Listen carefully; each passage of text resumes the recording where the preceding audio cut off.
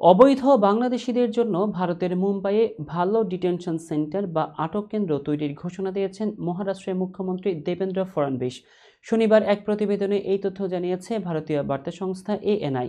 প্রতিবেদন অনুযায়ী মহারাষ্ট্রের মুখ্যমন্ত্রী দেবেন্দ্র ফড়নবিস বলেছেন, অবৈধ বাংলাদেশি অভিবাসীদের আটক রাখার জন্য মুম্বাইয়ে একটি ভালো ডিটেনশন সেন্টার বা আটক কেন্দ্র তৈরি করা হবে, কারণ তাদের সরাসরি কারাগারে রাখা যাবে না। তিনি বলেন, সাম্প্রতিক সময়ে আমরা দেখেছি যে অনেক বাংলাদেশি মাদকের মামলায়, অবৈধ অনুপ্রবেশের মামলায় গ্রেপ্তার হওয়ার পাশাপাশি অবৈধভাবে ভারতে বসবাসের জন্য গ্রেপ্তার হচ্ছেন। তারা সকলেই বিদেশি নাগরিক এবং তাদের সরাসরি আমাদের জেলে রাখা যাবে না, তাদের ডিটেনশন ক্যাম্পে রাখতে হবে। তাই মুম্বাই মিউনিসিপ্যাল কর্পোরেশনে আমাদের ডিটেনশন ক্যাম্প তৈরির জন্য জমি দিয়েছে, কিন্তু সেই জমি ডিটেনশন ক্যাম্পের নিয়ম মেনে চলে না। তাই আমরা বিএমসির কাছে অন্য জমি চেয়েছি, যেন মুম্বাইয়ে একটি ভালো ডিটেনশন সেন্টার তৈরি করা যায়।